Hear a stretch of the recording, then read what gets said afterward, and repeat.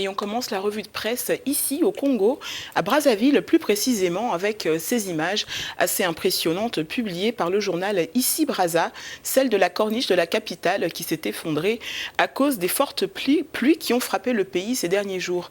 Inaugurée le 5 février 2016 et ayant coûté plus de 72 milliards de francs CFA, la corniche qui faisait la fierté de la capitale congolaise s'est désagrégée après la pluie particulièrement violente du 8 janvier dernier, c'était donc mercredi.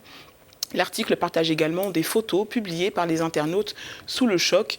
La corniche permettait notamment d'admirer le fleuve Congo et même Kinshasa, la capitale de la RDC, de l'autre côté de la rive. Pour rappel, conclut l'article, les travaux de construction de cette corniche et du pont du 15 août 1960 avaient été menés par la China Road and Bridge Corporation, une entreprise chinoise. Et après le décès d'un voyageur clandestin en direction de Paris, le ministre ivoirien des Transports porte plainte contre X. C'est ce que relate la Nouvelle Tribune. Le mercredi 8 janvier 2020, la compagnie Air France a découvert le corps sans vie d'un jeune garçon dans le train d'atterrissage de l'un de ses vols en provenance de la Côte d'Ivoire. Dans un communiqué que le ministère ivoirien des Transports a rendu public, le ministre a annoncé avoir donc saisi la justice dans le cadre de l'incident.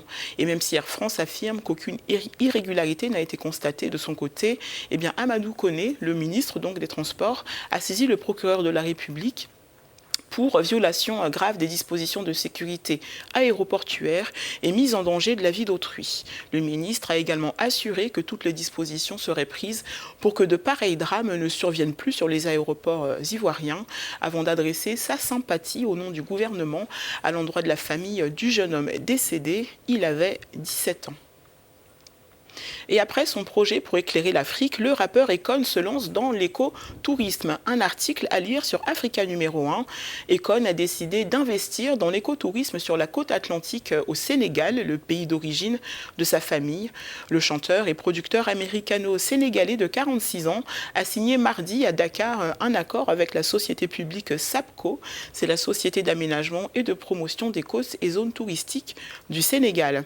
Les contours du projet final restent à préciser et le montant de l'investissement n'a pas encore été arrêté, mais déjà une partie de la presse sénégalaise va jusqu'à anticiper la construction d'une ville durable et futuriste, véritable Akon City, sur des dizaines d'hectares. Le rappeur, Alioune Badara Thiam, de son vrai nom, est né aux États-Unis de parents sénégalais, mais il a passé une partie de son enfance au Sénégal et il n'est pas la seule célébrité à revenir aux sources pour investir.